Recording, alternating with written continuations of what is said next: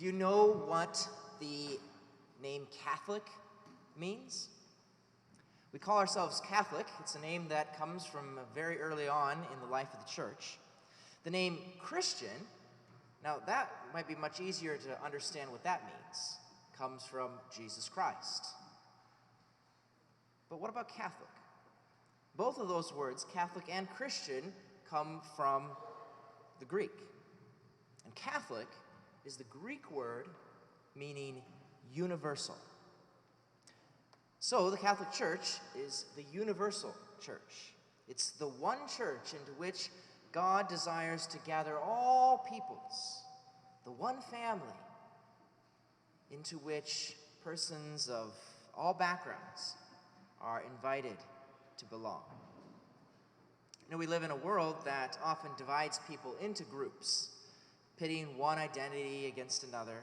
And our own human tendency can be, at times, to have a kind of wariness of others who may be unlike myself. Or maybe even have a suspicion or to distance yourself from those you feel might be different. And we see this kind of human thinking from the disciples in the gospel today. As Jews in their religion and their culture, they were very different from their neighbors, the Canaanites. And they usually did not wish to associate with them at all.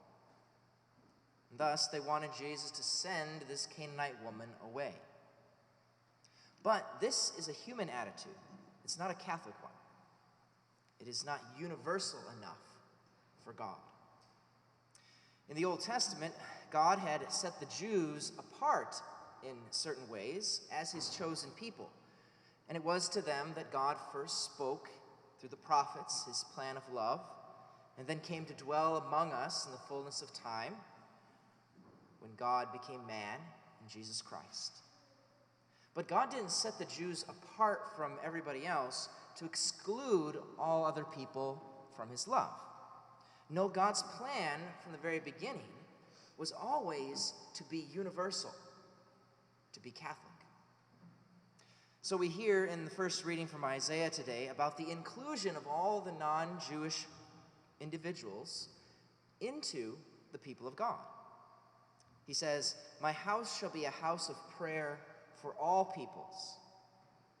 To God, it doesn't make any difference the specific time, place, culture someone happens to be born into. What matters is that will we accept his invitation to be joined to him?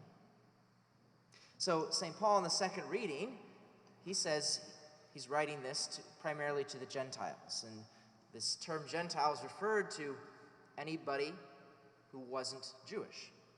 So St. Paul, who himself was a Jew, he became the first apostle to the Gentiles, to those who were not Jews, to preach the good news of Jesus Christ to them, so that they might receive this invitation to join God's universal people, the Catholic Church. And I would guess that probably most of us culturally, if we go back in time with our ancestors, most of us probably have Gentile origins rather than specifically Jewish ones. So that really attests to how the church is spread universally across the globe. If God had not included the Gentiles, would you or I be a part of the church today? But God did intend his church to be universal. In the gospel, it appears at first that Jesus is going to exclude this Canaanite woman. First he's silent, and then when she asks that her daughter be healed, he says, "I was sent only for the lost sheep of the house of Israel. It is not right to take the food of children and throw it to the dogs." But even though Jesus says this, he has no intention of excluding this woman based upon her being in a different culture. No. What he's doing is he's testing her faith. Is she simply coming to him because she's seeking a kind of free miracle? Or does she actually wish to join herself to God? And since she holds fast in her persistence and trust, Jesus rewards her faith with the miraculous healing of her daughter. O woman, great is your faith. So we can consider, how do we look upon others who maybe at first human glance may appear to be so different from us?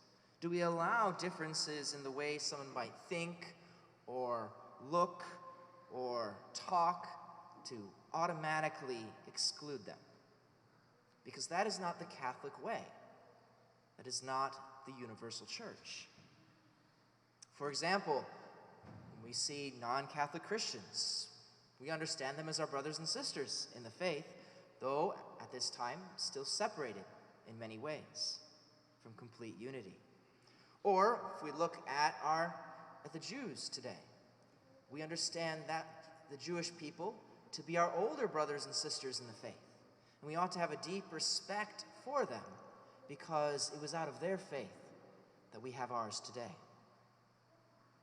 And even if we find it difficult to find connections with someone, we can always go to the deepest understanding of who we are, that all of us are made in God's image, that no person that we meet is without dignity and worth to our Almighty Father.